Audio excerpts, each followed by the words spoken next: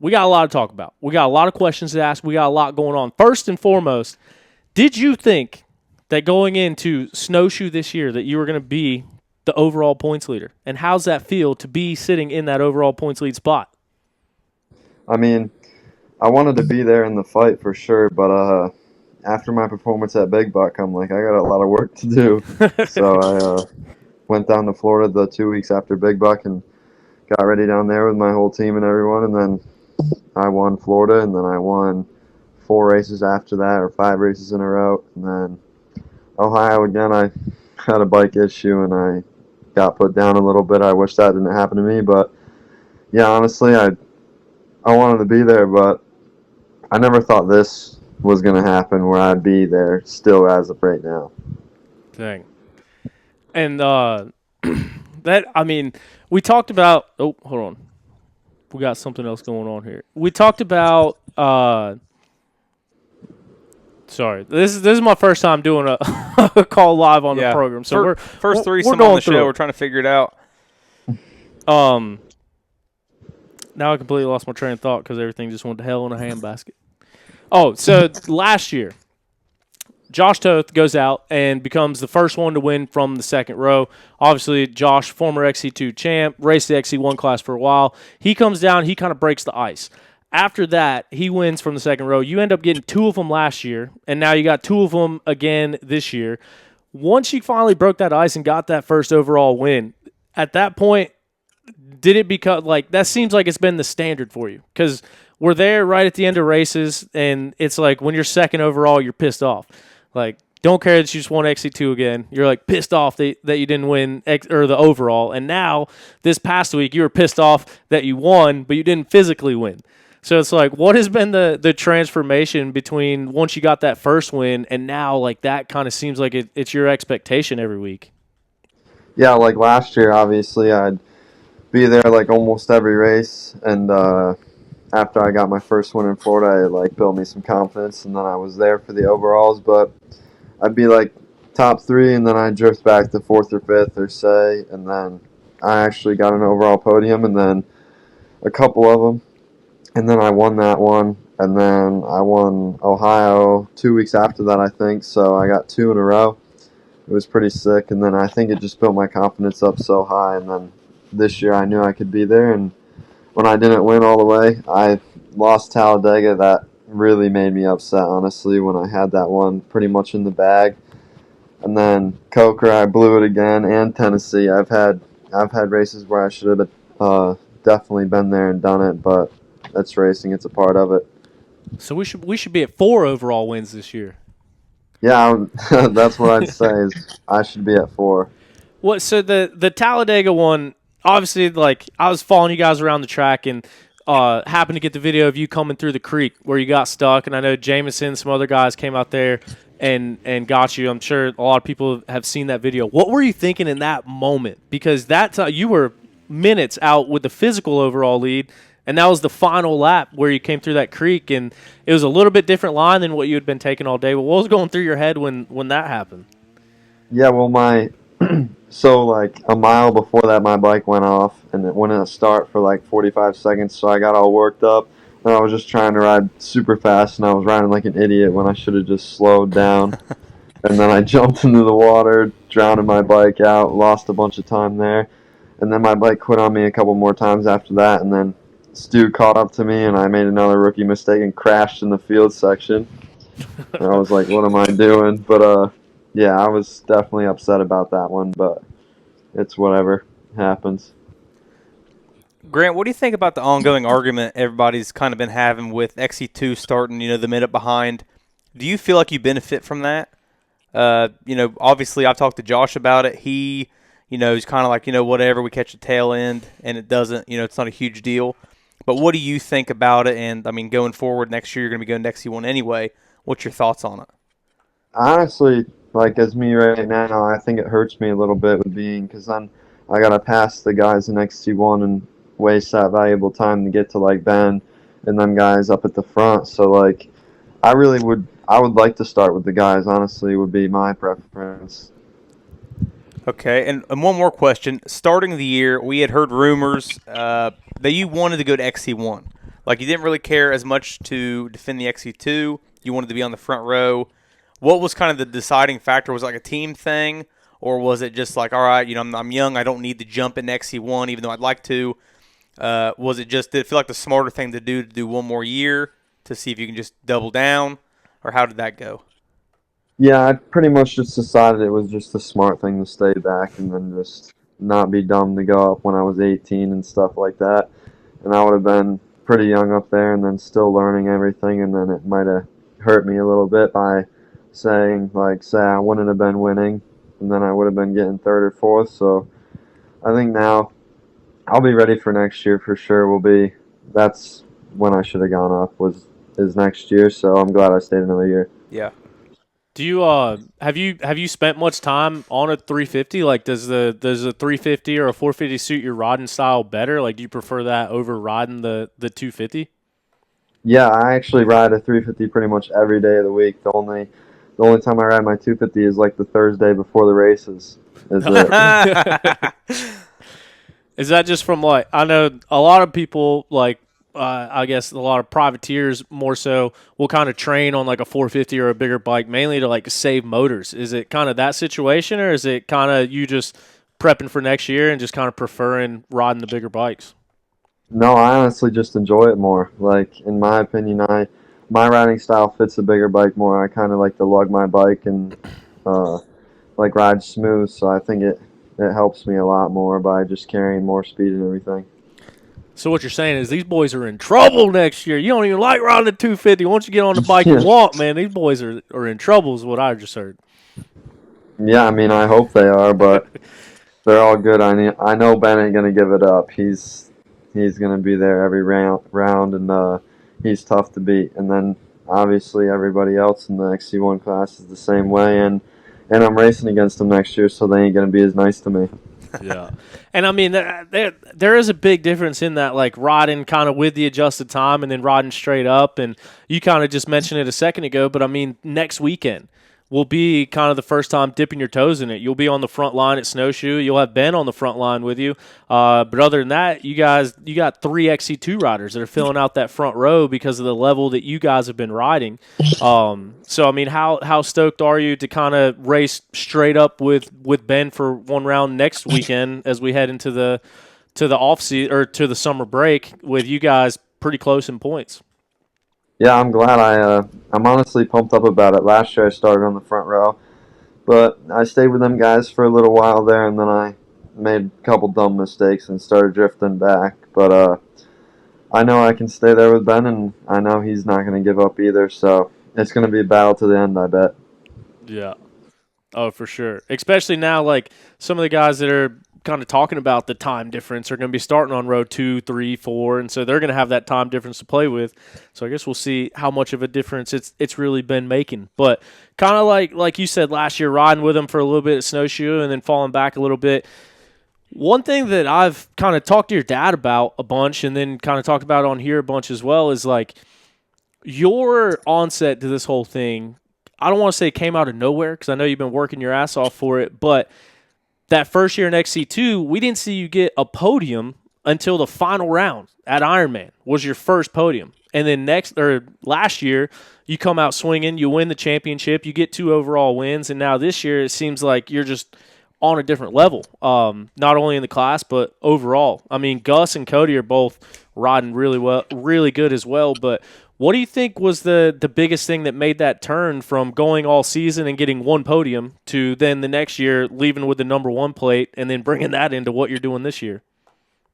Yeah, well, 2023, I had a pretty rough year. I was dealt with injuries and everything like that, and then honestly, my dad told me if I don't do good in racing, I gotta go get a job. So it kind of like flipped the switch in my head where I gotta do something where I'm gonna be doing construction with him, and I don't really want to be doing that.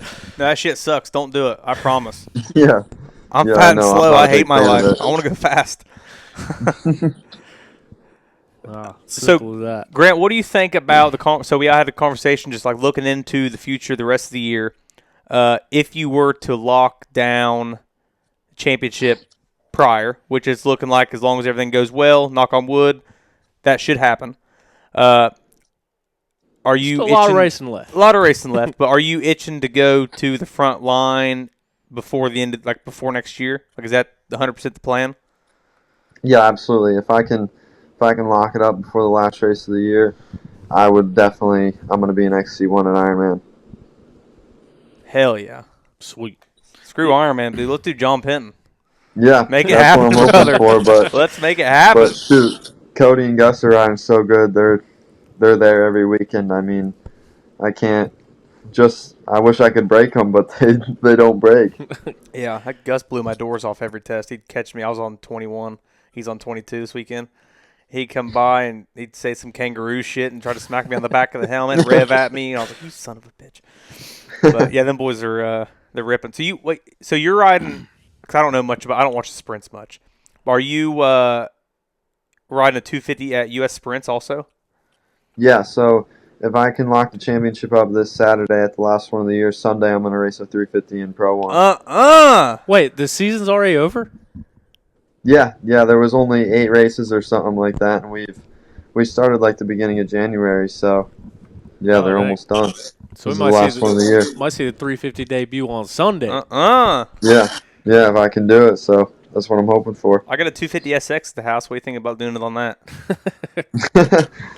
I tried that once, and I Yeah. wadded Well, myself okay, up an that's Ironman. my bad. That's my bad. We I don't was need to about bring to it say, up. how'd that go at Ironman last year? Why'd you race the? I know. So I heard like all season long that if you said you had wrapped it up, you wanted to race a 2-stroke at the final round.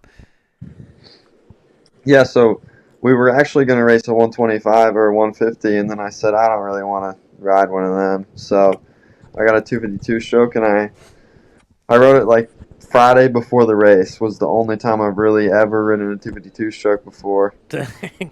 And I felt good on it, and I'm like, all right, whatever, we'll just go have fun. And I started working my way up through the pack because I was dead last off the start. And then I got the third right behind Cody, and I just was in the dust, obviously, trying to make a move, and I smoked the tree with my foot that I've already got 4 or 5 plates in and everything. So I'm like, it's dumb to hurt myself anymore, so I'm just going to pull off and just save myself. Yeah. That was sick though. I remember I wasn't at Ironman, but I seen the the press on it, and I was like, dude, fuck yes. I Yeah, love that bike was sick. I love it. How about the conversations under the tent after the races? Like you and BK. Obviously, I know BK pretty well. Pretty good buddy. You guys just shit talking each other for fun. Has it been pretty good, pretty a little solid. bit. No actual animosity, nothing. Just shit talking each other. No, yeah, we definitely talk a little bit like that, but I like Ben. I mean, 2023 we trained together in Florida and everything with Caleb, and then this year we've been together all season long, and me and him have really gotten close, and we're good together. If he beats me, I tell him good job, and if I beat him, he comes up and tells me good job. Yeah. So How about the animosity at home? Are you telling Big Brother that he don't want no smoke ever? Not now, not in 2017. You let him know at the house. yeah, he pretty much knows it now that Yeah. that I'm faster. That's what I was gonna ask because he's obviously super fun to hang out with all the time. Like you or your dad too. Like what's been his thoughts on this whole thing? Like kind of watching you rise and doing what you're doing. Like I'm sure he's got to be pumped. Yeah, But also a little jealous. Little brother's damn smoking him. Yeah, we actually did a local race this past Sunday, and I was way back off the start, and he got the whole shot, and I passed him like a mile or two in, and I like kind of waited up for him for a little bit, and we rode together, and then I took off, and and then he had something else happen to him, but yeah, it's fun to be riding with him and everything when I'm home. I enjoy it. Yeah. Is he pretty much done then? He just rides some locals here and there and just works, or what's Yeah. he do? He comes races he a does 125 sometimes. Yeah, he does construction, but mainly he does every NIOA if he can, our local series up here, so he tries, but as of now he's got a blown up bike, so. Yeah, dude, this kind of makes me feel old because I remember right whenever his brother was kind of quitting, you were on, you had a little Yamaha support ride whenever your brother did, right? You were on I was on a YZ85. I remember his Instagram bio said, in all caps, I am on the AmPro Yamaha team. And I remember seeing it, and I was like, dude, are you shitting me? This kid's on a YZ85 AmPro deal, and that's his fucking bio. And now he's overall in races, and I was like, God dang, dude, I'm so fucking old. Yeah, I was probably like 11 years old then. Yeah. Pumped. Yeah. DeFeo had something like that, too. He had some wild bio. I remember because he beat me at a Yeah, Citra. probably. Yeah, there he goes. He beat me at a Citra, and he's this was like. So you stalked him, looked him up. Yeah, I did. Cause I was like, "Who's this kid?" Because I was running B class, and he fucking on a 105 dogged me, and I was like, "Who's this kid that's about 4 foot tall?" With his mom sitting beside him talking shit to him on the line, and he dogged me. And I remember looking at his bio, and there's something goofy too, and I was like, "T-Rex, that's so stupid." So also Joe Thomas left a comment in the YouTube earlier when we were going over results, and he said that you came and raced a local race this past weekend, and then donated your win money to a local volunteer fire department. Is that true? Did that happen? Yep, I donated all that to the fire department. Dude, that's awesome. That's a really cool thing. I'm glad that he said that, and because I wanted to ask you about it. What kind of went into that? Like, what gave you the idea to donate it to the local fire department? I don't know. I figured they were there catering food and everything for everybody there. And then I'm like, you know what? I'm fine. I don't really need this money right now, so they can use it. So, yeah, I gave it all to them. That's sick, dude. He got all them win bonuses. You don't need no local money. Imagine hopefully imagine Nick and everybody else, they see you on the line, you show up, you're like, crap, there goes my payday. And then they just watch you give the money away anyway. Yeah. No, that's awesome. That could have been you were talking about Nick his brother. I was sitting there thinking about Nick DeFeo riding to the Enduro on that Z125. Oh yeah. He wrecked his truck, so he had to get a Honda, like a Kawasaki Grom clone deal. He rode 2 hours to the race. Did he actually ride? I thought that was just a joke. No, I'm pretty sure that was for real. Dang. Yeah, 2 I thought hours. that was a joke. No, yeah, he wrote it. It's freaking sweet. I didn't realize that he actually wrote it that sounds far. like some stupid shit I'd do. That makes it way cooler. So we just got done talking about the battle at the Mideast Nationals this past weekend between Caleb and Brody. I know you're good buddies with Brody, and Brody was one of those guys, like, dude, 2019, we were just talking about it, like, thought Brody was going to come up to XC2, take over the world, won the Top Am thing, and then obviously dealt with the stuff with his leg and then dealt with the stuff with his wrist. But now we're, like, seeing that same Brody Johnson kind of pick his way back. How often are you riding with Brody, and have you kind of seen that speed increase in the times that you guys have spent together? No, yeah, absolutely. I mean, shoot, every time we practice together, he's almost just as fast as me, if not as fast. So, like, it makes me mad because I'm like, dude, why don't you ride like this in a race? You'd be right there for the XC2 wins or podiums. And then, honestly, I'm proud of him. He's finally figuring it out and getting everything together. Yeah. No, I'm proud of him too, because like I said, dude, good friends with him and Johnny and their whole family. And I mean, this past weekend, him and Caleb beat Johnny by 8 minutes. Like that's how fast they were going. It's, how do we convince Brody in his mind to line up at a GNCC and pretend like Bjorn Hamrick's sitting there getting ready to laugh at him like it's a Mideast? Because, dude, I mean, it's so many people have come out to these Mideast races, and I mean, they're tough to beat out there.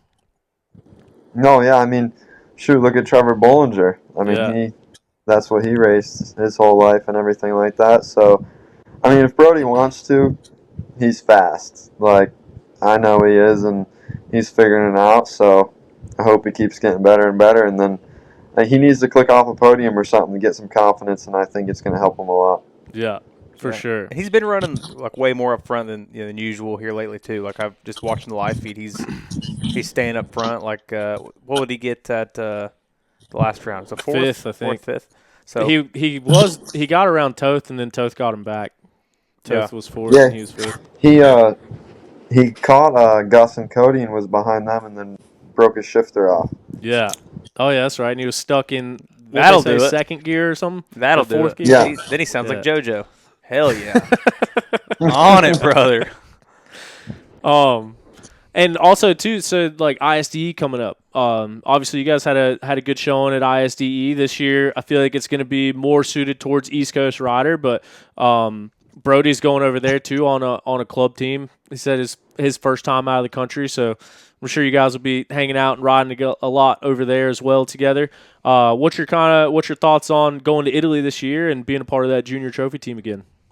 Yeah, I'm pumped. I definitely want to go there and try to get top junior rider would be my goal, and then be top 10 for the whole week. Last year I finished 11th, and if I can be top American, that'd be sick too. Honestly, that's what my goal is to be top American and top junior rider, and then be up there getting top 5 overall test times and just be in the fight. Yeah. I mean, you were only one spot off of it last year. Yeah, it was close. Yeah. What's the ISD like, man? Like six days of racing, obviously, but like I mentioned, this one's going to be northern Italy, so kind of up towards the mountains and stuff. I feel like it'll be more suited than some of like the more wide open like desert stuff we've seen in the past. So I mean, have you talked to anyone that's raced over there before, or what's kind of your idea of it coming into it? Just Auntie, honestly, he says it's like East Coast stuff, and he showed me some videos and everything like that, and it looks good. And yeah, 6 days is hard. It's definitely not fun to walk 100 miles the week before and then Yeah. ride your dirt bike for 8 hours, 6 days straight. It's definitely not the funnest thing to do, but when you're done with it, it's pretty cool if you can stand on the podium up there with all the countries and everything like that. And the bar scene afterwards, I heard, is all time. Yeah. Yeah. You imagine All Brody day on the Johnson bike. out at the bar afterwards? Oh man. Man, but look at all these women out here. All right. Dude, I can't. That much time on a bike on that plane ride home, you probably got to be sitting sideways. Damn, butt so raw, can't sit down anymore. That's a lot of riding. Yeah, it's the worst thing ever. But can't wait for it. How much different of a rider you think you are between last year's ISDE and coming into this year? I'd say definitely way better on that stuff because last year I did National Enduro, so I rode in that tight crap, smashed my hands every other weekend, and I was not happy with it. But yeah, I think riding sprints all this year has definitely helped to be battling with Johnny, Liam, and Cody and them guys Yeah. because obviously they're really good in sprints, so it helps me out a lot to be battling with them. You be on a 250F over there? 350. Oh. Hell yeah. Let your nuts hang, brother. Let's fucking go. Well, sick, dude. Really appreciate you taking the time out to chat with us. Like I said, you've been the topic of conversation not only on the show, but just kind of this year with what you're doing. So it's super impressive what you've been doing this year. Congrats on all the success up to this point. Good luck wrapping up that championship this weekend. We'll be paying attention Saturday and Sunday. So you go out there and race the old big girl. Get ready for ISDE on Sunday, hopefully. And then next weekend we'll see you up on the mountain on getting called out first, dude. You're gonna be the first one called out. Oh yeah, it's gonna be sick.